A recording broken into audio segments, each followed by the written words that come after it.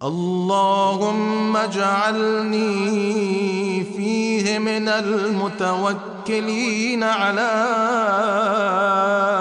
اعوذ باللہ من الشیطان الرجیم. بسم اللہ الرحمن الرحیم.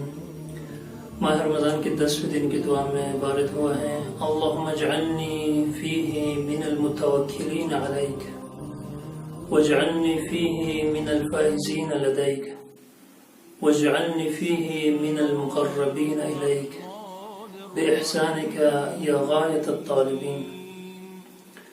اس مختصر سی دعا میں بہت اہم چیزوں کی طرف اشارہ فرمایا ہے. مومنین کے مقامات، منازل اور ان کے درجات کی طرف اشارہ فرمایا ہے کہ اللہم اجعلنی فیہ من المتوکلین علیک. توکل سیر و سلوک میں علماء سیر و سلوک وہ فرماتے ہیں کہ توکل ان سیر و سلوک کی منازل میں سے ایک اہم منزل ہے کہ جس سے مومنین طے کرتے ہیں اور آگے دیگر مقامات حاصل کرتے ہیں. اور قرآن میں اس کے اوپر بہت زیادہ تاکید کی گئی ہے.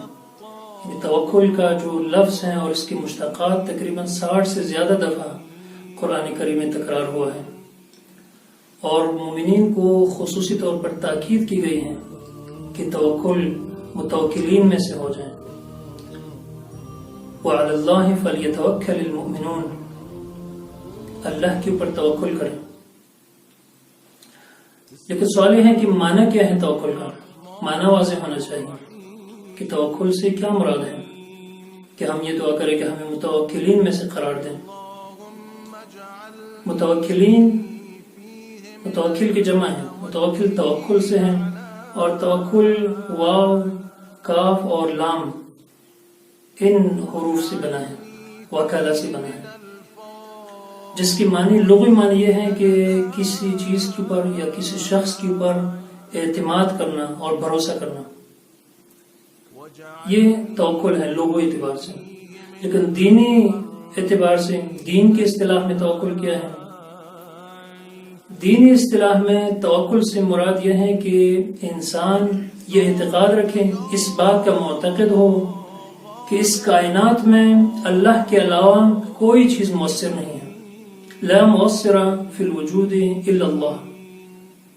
اللہ کے علاوہ کوئی چیز مؤثر نہیں ہے.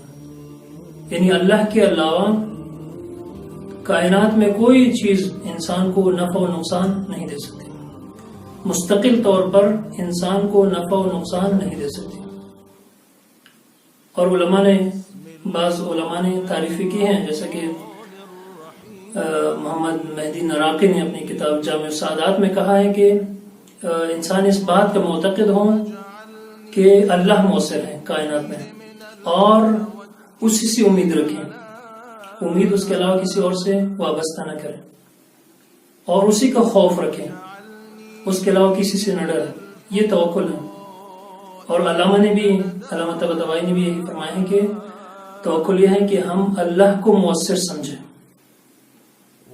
کہ کائنات میں کوئی چیز نفع و نقصان مستقل طور پر نہیں دے سکتی. اللہ مؤثر ہے. اللہ کی اذن اور اللہ کی مشیت کے بغیر کوئی کام انجام نہیں پا سکتا. یہ توکل کی معنی ہے. لیکن اس سے ایک اشتباہ، ایک شبہ وجود میں آتا ہے. جیسے کہ بعض لوگوں میں یہ موجود ہے کہ توکل کا معنی انہوں نے یہ مراد لیا ہے کہ انسان ہاتھ پر ہاتھ رکھ کر بیٹھ جائیں اور کچھ نہ کریں اور یہ کہتے ہیں کہ اللہ کے اوپر ہم توکل کرتے ہیں. ایک شبہ ہے جو بعض لوگوں کے ذہن میں ہوتا ہے. ایسا کوئی بھی کام نہیں کرتے تو کہتے ہیں کہ توکل کرنا، اللہ کے اوپر توکل کرتے ہیں. یا کسی کام کے لیے جو وسائل و اسباب فراہم کرنا ضروری ہیں ان کو فراہم نہیں کرتے، ان کے لیے کوشش نہیں کرتے اور کہتے ہیں کہ توکل کرنا ہے. توکل کی یہ معنی نہیں ہے. یہ غلط تصور ہے. کیونکہ دین میں جہاں قرآن میں شریعت میں جہاں توکل کی بات کی گئی ہے، جہاں توکل کے اوپر تاکید کی گئی ہے کہ توکل کریں، وہاں ساتھ ساتھ محنت و کوشش، سعی و کوشش کے بارے میں بھی کہا گیا ہے. محنت و مشقت کے اوپر بھی بات کی گئی ہے، اس کے اوپر بھی زور دیا ہے. کہ محنت و مشقت کے بغیر کچھ نہیں ملنا، سعی و کوشش کے علاوہ کچھ نہیں ملنا۔ قرآن میں ارشاد ہے کہ لیس للانسان الا ما سعی، انسان کو وہی کچھ ملے گا جس کے لیے وہ کوشش کرتا ہے۔ یا ایک اور آیت میں ہے کہ جو آخرت کی خواہش رکھتا ہے کہ آخرت اخروی سعادت اسے نصیب ہو، من اراد الآخرہ وسعى لها سعيها وهو مؤمن، کہ جو آخرت کو چاہتا ہے اور اس کے لیے کوشش بھی کریں، جو کوشش اس کے لیے ضروری ہے، جو محنت و مشقت ضروری ہے، تو اس کو ملے گی آخرت۔ یہ نہیں ہے کہ ہم کچھ نہ کریں اور کہیں کہ جنت ہمیں نصیب ہوگی۔ یہ غلط معنی ہے توکل کے کہ اللہ کے اوپر سب کو چھوڑ دیں، بلکہ توکل یہ ہے کہ انسان ظاہری اسباب و علل جو ہے ان سے بھی استفادہ کریں، ان کو بھی استعمال میں لائیں، اور ساتھ ساتھ مؤثر اللہ کو سمجھیں، یعنی ان چیزوں کو، ان موجودات کو مؤثر نہ سمجھیں، مؤثر اللہ کو سمجھیں۔ مثلا مثال سے بہتر سمجھ میں آئے گا توکل کا معنی کہ انسان مریض ہوتا ہے، بیمار ہو جاتا ہے، تو اب اس کو علاج کرنا ضروری ہے۔ دین یہ نہیں کہتا کہ یہاں آپ توکل کریں اور گھر میں بیٹھے کوئی دوائی، کوئی میڈیسن استعمال نہ کریں، ڈاکٹر کے پاس نہ جائیں، بلکہ دین کہتا ہے کہ آپ کے لیے ضروری ہے کہ ڈاکٹر ایک متخصص کے پاس، اسپیشلسٹ کے پاس جائیں، وہاں علاج کروائیں اپنا، اور وہ جو نسخہ تجویز کرے اس کے اوپر عمل کریں، اس کو کھائیں، استعمال کریں۔ لیکن اب کوئی یہ کہیں کہ توکل یہ ہے کہ میں بیٹھ جاؤں گھر میں اور کچھ استعمال نہ کروں، یہ غلط معنی ہے۔ ان چیزوں کو استعمال کریں، ڈاکٹر کے پاس بھی جائیں، میڈیسن بھی لیں، اس سے استعمال بھی کریں، لیکن ان کو مؤثر نہ سمجھیں۔ یہ نہ کہیں کہ یہ دوائی مجھے شفا دے رہی ہے، یہ نہ کہیں کہ یہ ڈاکٹر مجھے شفا دے رہا ہے، یہ نہ کہیں کہ یہ فلاں چیز مجھے شفا دے رہی ہے، فلاں ہسپتال سے مجھے شفا مل گئی ہے، بلکہ شفا هو الشافی، اللہ شفا دیتا ہے۔ اذا مرضت فهو یشفینی، جب انسان مریض ہو جاتا ہے، بیمار ہو جاتا ہے، شفا اللہ دیتا ہے، اللہ شفا دیتا ہے۔ یعنی مؤثر ان چیزوں کو نہ سمجھیں، ان چیزوں کو استعمال کریں۔ علل و اسباب، ظاہری جو اسباب ہیں، ان چیزوں کو استعمال کرنا ضروری ہے، دین اس کے اوپر تاکید کرتا ہے، لیکن ان کو مؤثر نہیں سمجھنا، ان کو سب کچھ نہیں سمجھنا۔ یہ نہیں سمجھنا کہ مستقل طور پر یہ دوائی مجھے شفا دے گی، مستقل طور پر یہ ڈاکٹر مجھے شفا دے گا، بلکہ یہ تصور، یہ اعتقاد رکھیں کہ اس چیز میں جو شفا رکھی ہے وہ اللہ نے رکھی ہے، یہ ڈاکٹر کی وجہ سے جو مجھے شفا مل رہی ہے یہ اللہ کی طرف سے، اللہ کی جانب سے ہے، اللہ نے اس کے ہاتھ میں شفا رکھی ہے، یعنی وہ سب کچھ اللہ کر رہا ہے۔ لیکن ان اسباب سے آپ نے استفادہ کرنا ہے، ان کو استعمال میں لانا ہے، لہذا یہ منافات نہیں ہے اسباب و علل سے استفادہ کرنا، اور توکل میں کوئی آپس میں کوئی منافات اور تضاد نہیں ہے۔ اسی وجہ سے روایت میں ملتا ہے کہ رسول اللہ کے زمانے میں ایک شخص نے اپنا اونٹ کھلا چھوڑ دیا اور کہا کہ اللہ کے اوپر توکل کرتا ہوں، کہیں نہیں جائے گا، تو حضرت نے منع فرمایا کہ پہلے اسے باندھ لو، اس کے بعد اللہ کے اوپر توکل کریں، یعنی جو ظاہری سبب ہے اس کو باندھنا، اس کو پہلے بجا لانا ہے، اس کو باندھ دینا ہے، اس کے بعد اللہ کے اوپر توکل کرنا ہے۔ یہ توکل کی معنی ہے۔ توکل یہ نہیں ہے کہ مثلا انسان ایک معلوم ہے کہ آگے ایک خطرہ ہے اور وہاں عقل بھی کہتی ہے کہ وہاں نہیں جانا، آگے نہیں جانا، لیکن وہ کہتا ہے اللہ کے اوپر توکل کرنا ہے اور آگے جانا ہے، اور بغیر آمادہ، اپنے آپ کو آمادہ کیے بغیر وہاں جاتا ہے۔ اس خطرے سے بچنے کے لیے جو چیزیں ضروری ہیں ان کو مہیا کریں، وہ مہیا کیے بغیر، ان کو فراہم کیے بغیر اس خطرے کے اوپر جاتا ہے، یہ توکل نہیں ہے، یہ حماقت اور بیوقوفی ہے۔ یا ایک مثال، مثلا آج کل کورونا کا زمانہ ہے، ایک انسان کہے کہ مثلا میں اللہ کے اوپر توکل کرتا ہوں، کورونا میرے اوپر اثر نہیں کرے گا، یہ بیوقوفی اور حماقت ہے۔ یہ انسان اعتقاد رکھ سکتا ہے، اس بات کا معتقد ہو سکتا ہے کہ اللہ کے اذن کے بغیر، اللہ کی قوت اور طاقت کے بغیر کوئی چیز اثر نہیں کر سکتی، لیکن یہ کرنا کہ کوئی تدابیر، احتیاطی تدابیر جو ضروری ہوتی ہیں ان کو استعمال میں لائے بغیر کوئی کہیں کہ یہ میں خدا کے اوپر توکل کرتا ہوں، یہ غلط ہے۔ خدا نے ساتھ ساتھ سعی و کوشش کی بھی بات کی ہے، محنت و مشقت کی بھی بات کی ہے، احتیاطی تدابیر، احتیاط کا بھی کہا ہے کہ احتیاط کرنا ہے۔ یعنی مثلا کورونا سے بچنے کے لیے جو احتیاطی تدابیر ضروری ہیں ان کے اوپر عمل کریں، اس کے بعد کہیں کہ اللہ کے اوپر توکل کرتا ہوں، یہ توکل صحیح ہے۔ لیکن ان احتیاطی تدابیر کے اوپر عمل کیے بغیر کوئی کہیں کہ میں اللہ کے اوپر توکل کرتا ہوں، میرے اوپر اثر نہیں کرتا، یہ حماقت اور بیوقوفی ہے۔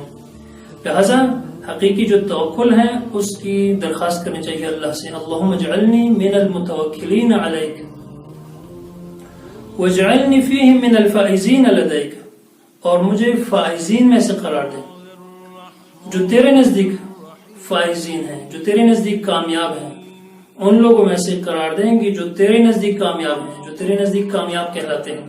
کیونکہ ہمارے ہاں جو کامیابی کا تصور ہے انسانوں کے ہاں، ہمارے معاشروں میں وہ الگ ہیں، جو دین میں کامیابی کا تصور ہے وہ الگ ہے۔ ہمارے ہاں جو کامیابی کا تصور ہے وہ یہ ہے کہ انسان کے پاس مال و دولت ہو، پیسہ ہو، بینک بیلنس زیادہ ہو، بہترین جاب ہو، بہترین سیلری ہو، اس کی بینک بیلنس زیادہ ہو، یہ چیزیں انسان کے پاس موجود ہو، مال و اولاد ہو، یہ تمام چیزیں موجود ہو، اس انسان کو معاشرے میں کہا جاتا ہے کہ یہ کامیاب انسان ہے۔ لیکن دین کی نگاہ میں کامیاب انسان کون ہے؟ اس دعا میں یہ فرمایا ہے کہ جو تیرے نزدیک کامیاب ہیں، من الفائزین لدیک، یہ نہیں کہا کہ من الفائزین فائزین میں سے قرار دے، کامیاب لوگوں میں سے قرار دے، بلکہ کہا کہ جو تیرے نزدیک کامیاب ہیں، جو دین کی نگاہ میں کامیاب ہیں، جو قرآن کی نگاہ میں کامیاب ہیں، ان میں سے قرار دے مجھے، من الفائزین لدیک۔ قرآن کی طرف جب ہم توجہ کرتے ہیں، قرآن میں غور فکر کرتے ہیں، تو وہاں فائزون کا تعارف کروائے ہیں کہ فائزون کون ہیں، کامیاب لوگ کون ہیں، حقیقی کامیابی کون ہے، حقیقی کامیاب لوگ کون ہیں، حقیقی کامیابی کس سے کہتے ہیں۔ قرآن میں ارشاد ہے کہ فائزون کا تعارف کروائے ہیں کہ الذین آمنوا وہاجروا وجاہدوا فی سبیل اللہ باموالہم وانفسہم اعظم درجۃ عند اللہ وَأُولَئِكَ هُمُ الْفَائِزُونَ، کہ جو لوگ ایمان لائیں اور جنہوں نے اللہ کی خاطر ہجرت کی، مشکلات برداشت کی، زحمتیں اٹھائی اور اللہ کی راہ میں جانی اور مالی جہاد کیا، ان کا مقام بہت بڑا ہے، اعظم درجۃ عند اللہ وَأُولَئِكَ هُمُ الْفَائِزُونَ، اور یہی کامیاب لوگ ہیں۔ یعنی جو کامیاب لوگ وہ لوگ ہیں کہ جو ہر کام اللہ کے لیے انجام دیتے ہیں، جن کا اٹھنا بیٹھنا، جن کے حرکات و سکنات اللہ کے لیے ہوں، اولئک هم الفائزون۔ لہذا کامیابی ہمارے نزدیک، ہمارے معاشروں میں اور دین کی نگاہ میں کامیابی کا تصور مختلف ہے۔ دین حقیقی کامیابی اس سے قرار دیتا ہے کہ جو اخروی کامیابی کا باعث بنے، یا جس کے نتیجے میں، جس کام کے نتیجے میں اخروی سعادت نصیب ہو۔ حقیقی کامیابی اخروی سعادت اور کامیابی ہے۔ لہذا اولئک هم الفائزون، یہی لوگ جو اللہ کی خاطر ہجرت کرتے ہیں، جو اللہ کی خاطر جہاد کرتے ہیں انفس اور اموال کے ذریعے سے، یہ کامیاب لوگ ہیں۔ اور کامیابی کے لیے دیگر الفاظ بھی قرآن میں استعمال کیے گئے ہیں، فلاح کا لفظ بھی استعمال ہوا ہے، قد افلح المؤمنون الذین هم فی صلاتهم خاشعون۔ اسی طرح قد افلح من زکاہا، جس نے اپنا تزکیہ کیا، جس نے اپنے آپ کو پاک کیا، جس نے اپنے آپ کو پاکیزہ رکھا، وہ کامیاب ہو۔ قد افلح من تزکا، کئی مقامات پر یہ مطلب موجود ہیں کہ کامیاب لوگ کون ہیں، قرآن نے واضح تعارف کروایا ہے۔ لہذا یہ دعا ضروری ہے کہ اللہم اجعلنی فیہ من الفائزین لدیک، دعا یہ کرنی چاہیے کہ جو دین کی نگاہ میں کامیاب لوگ ہیں ان میں سے قرار دے مجھے، فقط یہ نہ کہے کہ مجھے کامیاب کر دیں، بلکہ جو اللہ کی نگاہ میں، دین کی نگاہ میں، قرآن کی نگاہ میں جو لوگ کامیاب ہیں ان میں سے مجھے قرار دیں۔ اس کے بعد فرمایا کہ وَاجْعَلْنِي فِيهِ مِنَ الْمُقَرَّبِينَ إِلَيْكَ بِإِحْسَانِكَ يَا غَایَةَ الطَّالِبِينَ، اور مجھے آج کے دن اپنے مقربین میں سے قرار دے. یہ اعلیٰ ترین مقام ہے قرب الہی، قرب خداوندی، کہ جو ایمان اور عمل صالح کے نتیجے میں انسان کو، مومنین کو یہ مقام مل جاتا ہے. وَاجْعَلْنِي فِيهِ مِنَ الْمُقَرَّبِينَ إِلَيْكَ. مقربین کون ہیں؟ قرآن میں لوگوں کو سورہ واقعہ میں 3 قسموں میں تقسیم کیا ہے. وَكُنْتُمْ أَزْوَاجًا ثَلَاثًا فَأَصْحَابُ الْمَيْمَنَةِ مَا أَصْحَابُ الْمَيْمَنَةِ وَأَصْحَابُ الْمَشْأَمَةِ مَا أَصْحَابُ الْمَشْأَمَةِ وَالسَّابِقُونَ السَّابِقُونَ. 3 قسموں میں تقسیم کیا. اصحاب یمین، اصحاب شمال. اصحاب یمین یعنی جو بہشت میں ہوں گے، اصحاب شمال جو جہنمی ہیں، اور تیسرا طبقہ اعلیٰ ترین جو طبقہ ہے لوگوں کا وہ السابقون السابقون. اور انہی سابقون کو مقربون کہا گیا ہے. یہ مقربون ہیں، یہ مقرب ترین لوگ ہیں. اللہ کے مقربین یہی ہیں سابقون. اور سابقون سے مراد کیا ہے؟ سابقون یعنی وہ لوگ جو ہر چیز میں، ہر نیک عمل میں سبقت کرتے ہیں. اطاعت کی طرف وہ سبقت کرتے ہیں، بندگی کی طرف سبقت کرتے ہیں، اعمال صالحہ کی طرف سبقت کرتے ہیں، نیک کاموں میں سبقت کرتے ہیں، کار خیر میں وہ سبقت کرتے ہیں. یہ سابقون ہیں. مالی اور جانی جہاد میں وہ سبقت کرتے ہیں، ہر چیز میں، ہر نیک کام میں وہ سبقت کرتے ہیں. ان کو مقربون کہا گیا ہے.